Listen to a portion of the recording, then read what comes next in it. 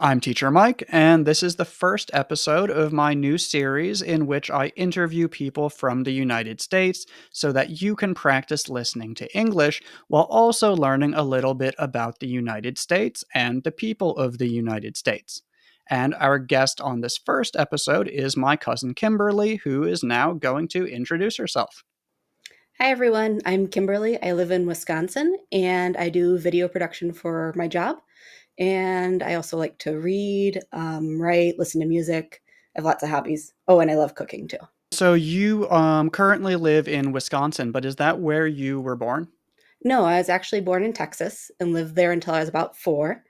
Then I moved to Northern Illinois, just north of Chicago, just south of Wisconsin. And that's where I grew up until I was a teenager. And then I moved to Wisconsin, where I live now, which is just south of Green Bay. So I've moved around a little bit. I've also spent a lot of time in northern Michigan and then some time out in Maryland by where you live. Great. And so, for anyone who doesn't know, Wisconsin, where is Wisconsin? What region is that? It's the upper Midwest. So if you know where the Great Lakes are, we're right by Lake Michigan. And we have a fairly cold climate. It gets warm in the summer, but we get a lot of snow in the winter. We have beautiful fall. So it's a really nice variety of seasons, but it does get very cold. Okay, so you were born in Texas, but you live in Wisconsin. So how would you describe your accent? I would say mostly Midwest, but it's kind of complicated because I've spent a lot of time in Michigan with family. I spent time, on the East Coast in Maryland. I spent time up north where there's a very distinct, what's called a Yooper accent. So depending on where I am, I kind of fall into one accent more or another, but mostly it's Midwest. Okay, and do you speak any other languages besides English? I took French in high school and I got okay at it. I can understand, like if I watch the news, I can understand a lot of what I'm hearing. I haven't practiced in a long time, so my pronunciation would be terrible. I took 2 years of Mandarin in college, and that was really interesting. I loved learning such a different language and practicing the tones and how to speak something so different from English. And then I learned a little bit of Japanese when I was in high school and junior high because I liked watching anime. And at the time, there wasn't a lot of really good subtitled stuff. This was in the 90s. So it was hard to find something with good subtitles. So I had to kind of learn a little bit to understand what was going on. Okay, are you currently interested in continuing to learn languages now? Yeah, I haven't practiced anything in a while. Once in a while, I'll listen to the news like in French, or I studied a little bit of Finnish before I went to Finland. So that was really fun. Also, a very different language from English. Um, it's kind of hard when you're traveling in as an American because so many people speak English that it's really easy for me to not use the languages I've practiced and just rely on English. But I really do try to learn a little bit in other languages to at least be able to, say hi, thank you, basic stuff. Now, question about English. Um, how good do you think your English grammar is?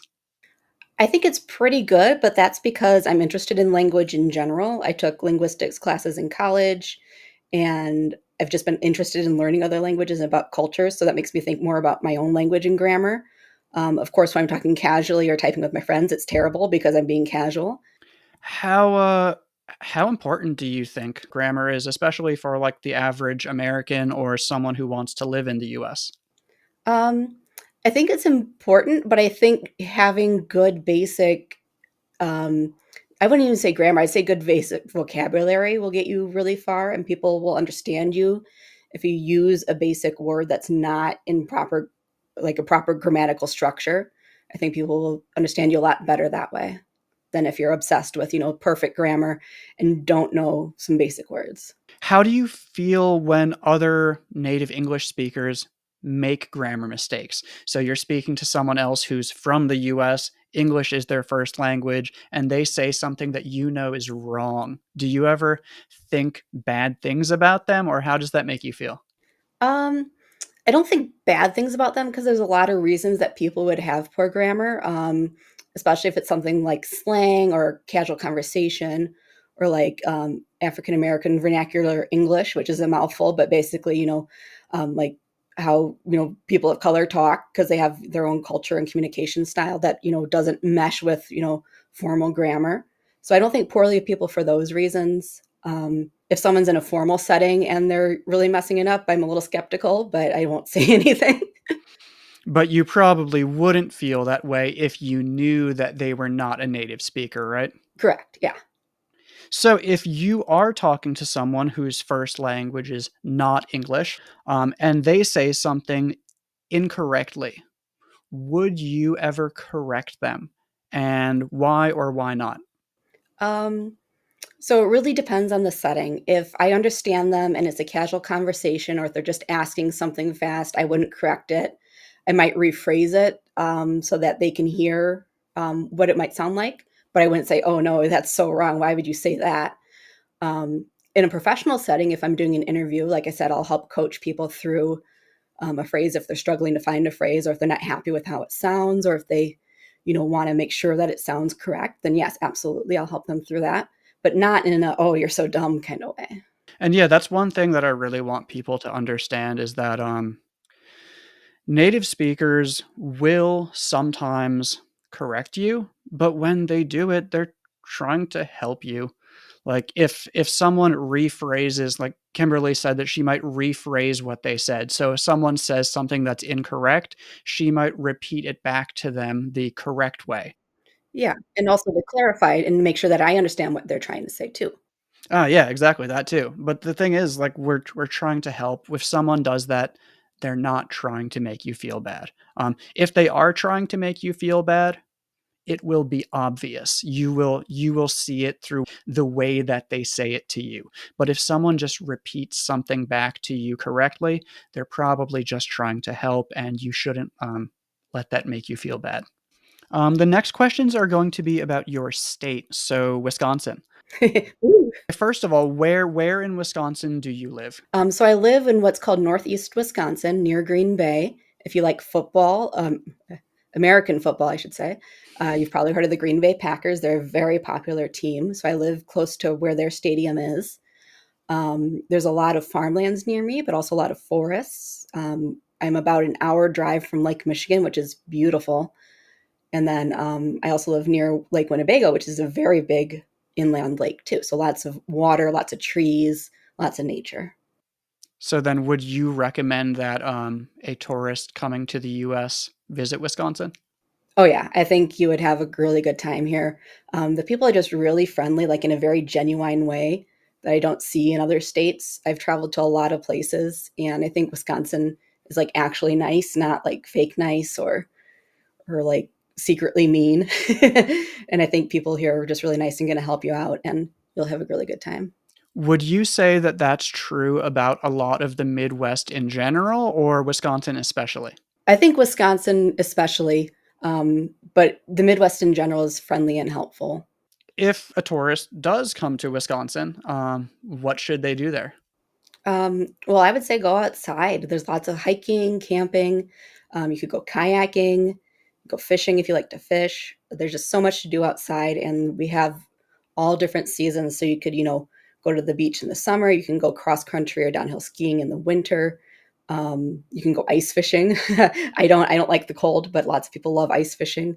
So there's just a lot to do outside here, and we have some really beautiful nature. And are there any foods that your state is known for? And if so, do you recommend trying them? Yeah, Wisconsin's pretty unique, just from a cuisine standpoint. We had a lot of German settlers here in the early days, so we've kept that culture.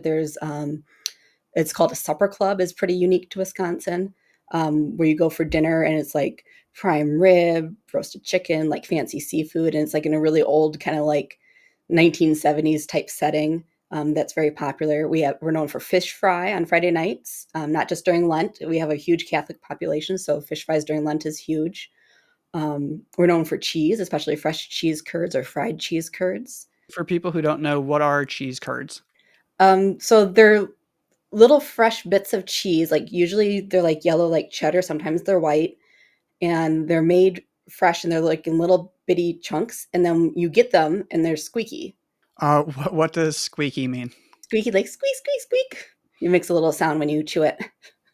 You mentioned people in your state being very friendly and being very helpful. You've also mentioned a lot of German heritage. Is there anything else that you think is unique about your state? Yeah, There's also where I live, there's a lot of Dutch people. There's a town that was settled by the Dutch, so that's kind of a unique little area. We also have a very large Hmong population here from refugees who are resettled, and they contribute so much to our state's culture and food. I really appreciate having their culture mixed with ours locally. I'm a big fan of Southeast Asian food, so very happy about that. What about language? Is there anything interesting about the way that people speak there? People, instead of like a water fountain, like if you're out and you want to get a drink in a public water fountain, we don't call it that here. We call it a bubbler because that's the brand that was originally used in the state. Um, if you want to withdraw some money from your bank and you find a little, one of the little freestanding kiosks, we don't call it an ATM, it's a time machine, also because it was the brand name. So if someone in Wisconsin tells you they're going to the time machine, they're not going back to the future, they're getting money. Wow, time, like Time. Tyme. It sounds like time, but it's spelled Tyme. Okay, so I knew about bubbler, but I did not know about time machines. That's really interesting. Um, is there anything that you think is unique about the accent, or is there anything that, and it might be difficult to describe, but is there anything that you could tell us about the accent? Yeah, it's a little nasally. It can get a little sharp. If you ever watch the cartoon Bobby's World, his mom has a pretty Wisconsin accent. I don't have a very strong one because I didn't grow up here, but like I said, sometimes it comes out hard when I'm, with people who have that accent.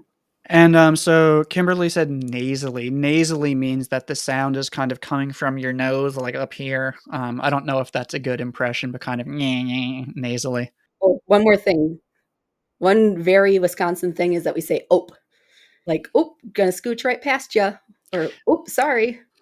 So what exactly does that do when you say, "Oh"? It's just like an interjection to like.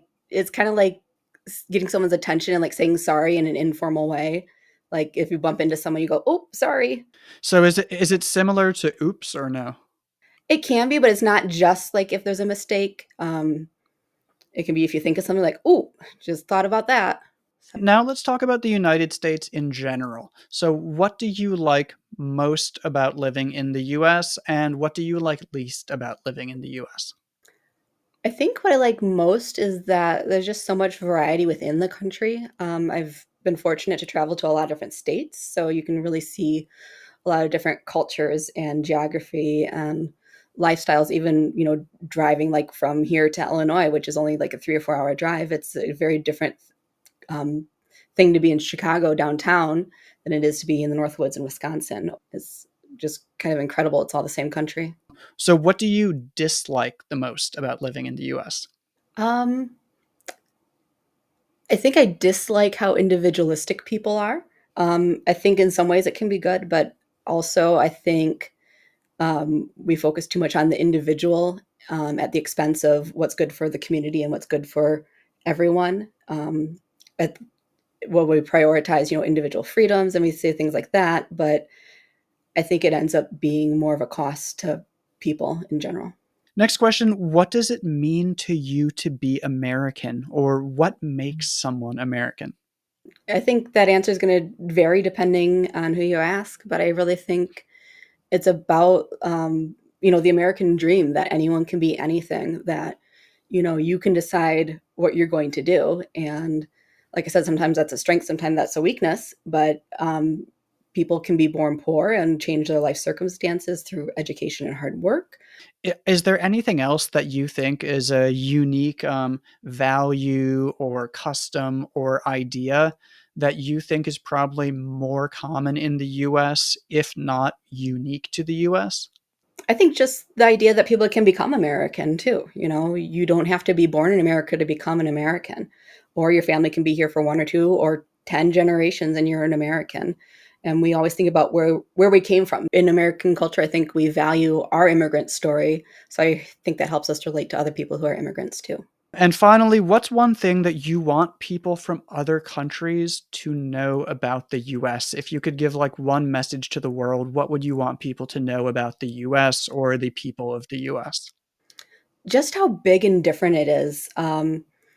I mean, it is a huge country. Each state can be very large. I think it takes 10 hours to drive across Texas if you don't stop. So there is a lot of diversity, like I've said, in, culture and people, and who settled the area really influences what it's like, and who is still settling, who's coming, can really influence the area. Like I said, we have a Hmong population here, so that's really been interesting to see their influence on Wisconsin culture. And of course, we have a large Native American population here too. And one thing I want to add, I think most people will know this, but I have noticed that a lot of my followers do not understand this. So Native Americans. So Kimberly and we are not Native Americans. Native Americans are the people who lived on this continent before Europeans came. So we are native English speakers, but we are not Native Americans. All right, so those are all of the questions for this episode. But if there are more questions that you would like me to ask in future episodes of this series, please make sure to leave a comment and let me know. And Kimberly, thank you very much for your time. Thank you for doing this with me. Yeah, thanks for having me as your guest. I enjoyed talking with you about America.